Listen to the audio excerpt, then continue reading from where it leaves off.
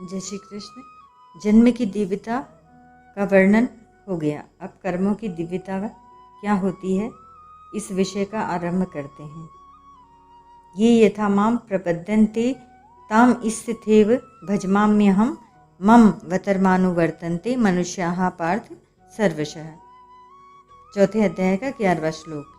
व्याख्या। ये यथा माम प्रपद्यन्ते ताम इस्थितेव भजाम्यहम। भक्त भगवान की जिस भाव से, जिस संबंध से, जिस प्रकार से शरण लेता है, भगवान भी उसे उसी भाव से, उसी संबंध से, उसी प्रकार से आश्रय देते हैं। जैसे भक्त भगवान को अपना गुरु मानता है तो वे श्रेष्ठ गुरु बन जाते हैं, शिष्य मानता है तो वे श्रेष्ठ शिष्य बन जाते हैं, माता पिता मानता है तो वे श्रेष्ठ माता पिता बन जाते हैं, पुत्र मानता है तो वे श्रेष्ठ पुत्र बन जाते हैं, भाई मानता है तो वे श्रेष्ठ भाई बन जाते हैं, सखा मानता है तो वे श्रेष्ठ सखा बन जाते हैं, नौकर मानता है तो वे श्रेष्ठ नौकर बन जाते हैं। भक्त भगवान के बिना व्याकुल हो जाता है तो भगवान भी भक्त के बिना व्याकुल हो जाते हैं। अर्जुन का भगवान श्री कृष्ण के प्रति सखा भाव था तथा वे उन्हें अपना सारथी बनाना चाहते थे, अतः भगवान सखा भाव से उनके सारथी बन गए। विश्वामित्र ऋषि ने भगवान श्री राम को अपना शिष्य मान लिया तो भगवान उनके शिष्य बन गए। इस प्रकार भक्तों के श्रद्धा भाव के अनुसार भगवान का कैसा ही बनने का स्वभाव है। अनंत ब्रह्मांडों के स्वामी भगवान भी अपने ही बनाए हुए साधारण मनुष्यों के भावों के अनुसार बर्ताव करते हैं। यह उनकी कितनी विलक्षण उदारता, दयालुता और अपनापन है।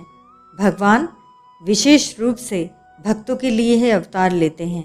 ऐसे प्रस्तुत प्रकरण से सिद्ध होता है, भक्त लोग जिस भाव से, जिस रूप में भगवान की सेवा करना चाहते हैं, भगवान को उनके लिए उसी रूप में आना पड़ता है। जैसे उपनिषद में आया है, एकाकी न रमते,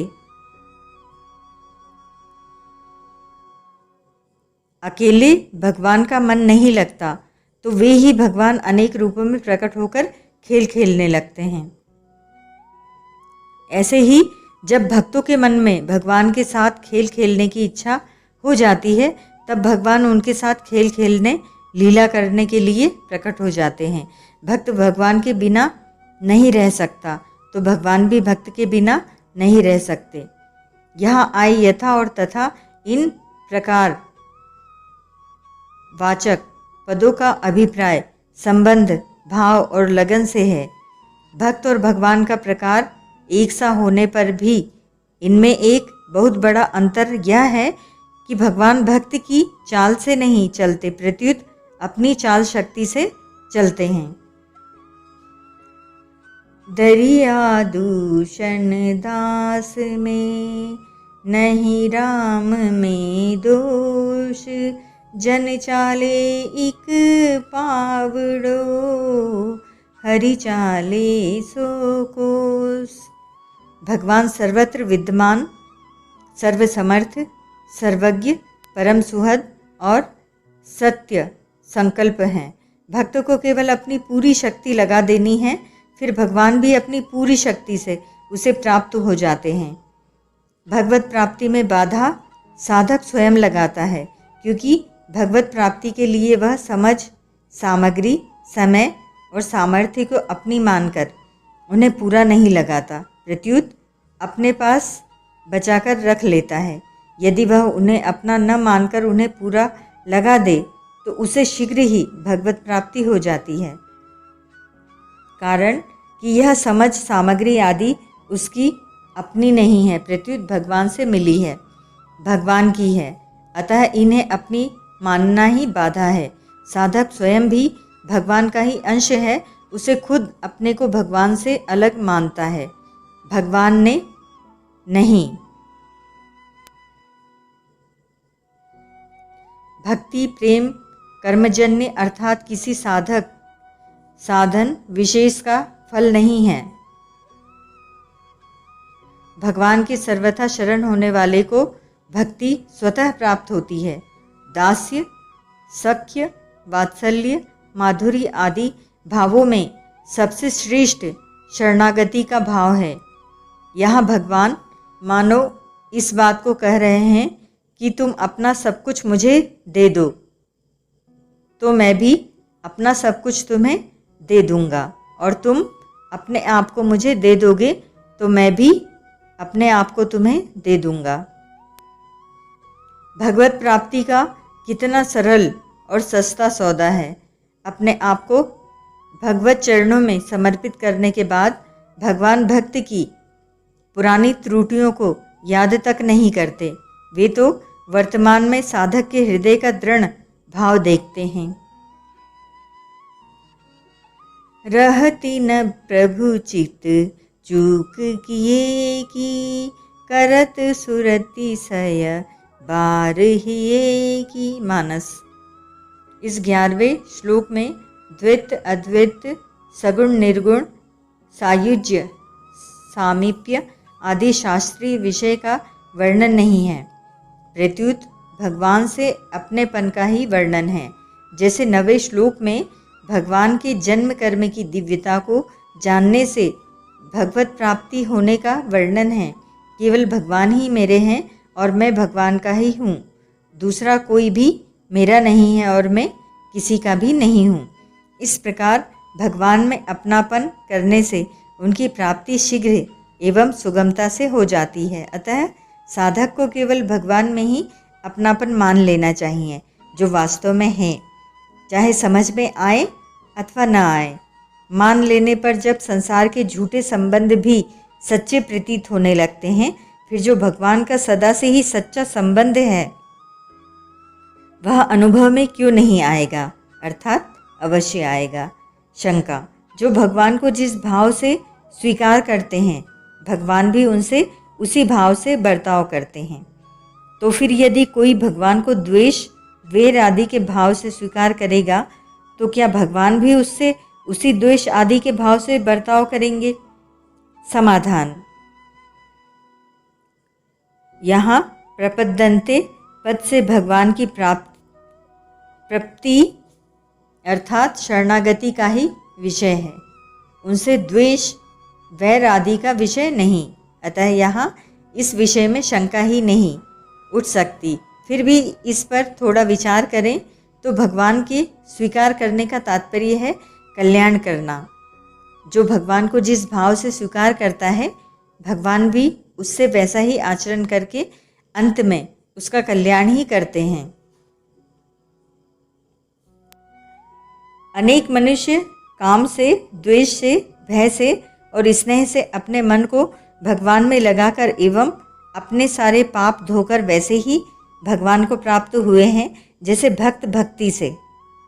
भगवान श्री राम कहते हैं, मैं महाराज पिताजी के कहने पर आग में भी प्रवेश कर सकता हूँ, तीक्ष्ण विष का भी भक्षण कर सकता हूँ और समुद्र में भी कूद सकता हूँ। भगवान प्राणी मात्र के परम सुहृद हैं, इसीलिए जिसका जिसमें हित होता है भगवान उसके लिए वैसा ही प्रबंध कर देते हैं। वैर द्वेष रखने वालों का भी जिससे कल्याण हो जाए वैसा ही भगवान करते हैं। वैर द्वेष रखने वाले भगवान का बिगाड़ भी क्या सकते। अंगद जी को रावण की सभा में भेजते समय भगवान श्री राम कहते हैं कि वही बात कहना जिससे हमारा काम भी हो और रावण का हित भी हो। काजू हमार तासुहित होई। मानस।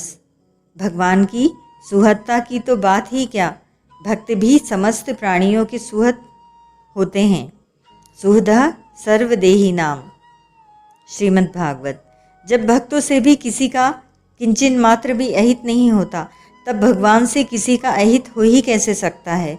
भगवान से किसी प्रकार का भी संबंध जोड़ा जाए वह कल्याण करने वाला ही होता है, क्योंकि भगवान परम दयालु, परम सुहृद और चिन्मय। जैसे गंगा में स्नान वैशाख मास में किया जाए अथवा माघ मास में, दोनों का ही महात्म्य एक समान है, परंतु वैशाख के स्नान में जैसी प्रसन्नता होती है वैसी प्रसन्नता माघ के स्नान में नहीं होती। इसी प्रकार भक्ति प्रेम पूर्वक भगवान से संबंध जोड़ने वालों को जैसा आनंद होता है वैसा आनंद वैर द्वेष पूर्वक भगवान से संबंध जोड़ने वालों को नहीं होता। मम वतर्मानुवर्तन्ते मनुष्यः पार्थ सर्वशः। श्रेष्ठ पुरुष जैसा आचरण करता है दूसरे लोग भी उसी के अनुसार आचरण करने लग जाते हैं। भगवान सबसे श्रेष्ठ हैं, इसीलिए सभी लोग उनके मार्ग का अनुसरण करते हैं। तीसरे अध्याय में 23वें श्लोक के उत्तरार्ध में भी यही बात कही गई है। साधक भगवान के साथ जिस प्रकार का संबंध मानता है भगवान उसके साथ वैसा ही संबंध मानने के लिए तैयार रहते हैं। महाराज दशरथ जी भगवान श्री राम को पुत्र भाव से स्वीकार करते हैं तो भगवान उनके सच्चे पुत्र बन जाते हैं और सामर्थ्यवान होकर भी पिता दशरथ जी के वचनों को टालने में अपने को असमर्थ मानते हैं।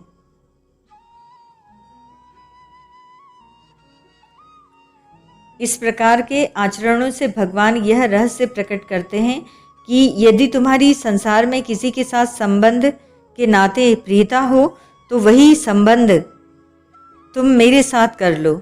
जैसे माता में प्रीता हो तो मेरे को अपनी माता मान लो, पिता में प्रीता हो तो मेरे को अपना पिता मान लो, पुत्र में प्रीता हो तो मेरे को अपना पुत्र मान लो आदि।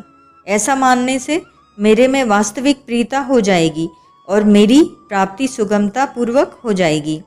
दूसरी बात, भगवान अपने आचरणों से यह शिक्षा देते हैं कि जिस प्रकार मेरे साथ जो जैसा संबंध मानता है उसके लिए मैं भी वैसा ही बन जाता हूँ, उसी प्रकार तुम्हारे साथ जो जैसा संबंध मानता है तुम भी उसके लिए वैसे ही बन जाओ। जैसे माता पिता के लिए तुम सुपुत्र बन जाओ, पत्नी के लिए तुम सुयोग्य पति बन जाओ, बहन के लिए तुम श्रेष्ठ भाई बन जाओ आदि, परंतु बदले में उनसे कुछ चाहो मत। जैसे कुछ लेने की इच्छा से माता पिता को अपने न मानकर केवल सेवा करने के लिए ही उन्हें अपने मानो, ऐसा मानना ही भगवान के मार्ग का अनुसरण करना है। अभिमान रहित होकर निस्वार्थ भाव से दूसरे की सेवा करने से शीघ्र ही दूसरे की ममता छूटकर भगवान में प्रेम हो जाएगा, जिससे भगवान की प्राप्ति हो जाएगी। विशेष बात, अहंकार रहित होकर निस्वार्थ भाव से कहीं भी प्रेम किया जाए तो वह प्रेम स्वतः प्रेम में भगवान की तरफ चला जाता है, कारण कि अपना अहंकार और स्वार्थ ही भगवत प्रेम में बाधा लगाता है। इन दोनों के कारण मनुष्य का प्रेम भाव सीमित हो जाता है और इनका त्याग करने पर उसका प्रेम भाव व्यापक हो जाता है। प्रेम भाव व्यापक होने पर उसके माने हुए सभी बनावटी संबंध मिट जाते हैं और भगवान का स्वाभाविक नित्य संबंध जागृत हो जाता है। जीव मात्र का परमात्मा के साथ स्वतः नित्य संबंध है, परंतु जब तक जीव इस संबंध को पहचानता नहीं और दूसरा संबंध जोड़ लेता है तब तक वह जन्म मरण के बंधन में पड़ा रहता है। उसका यह बंधन दो ओर से होता है।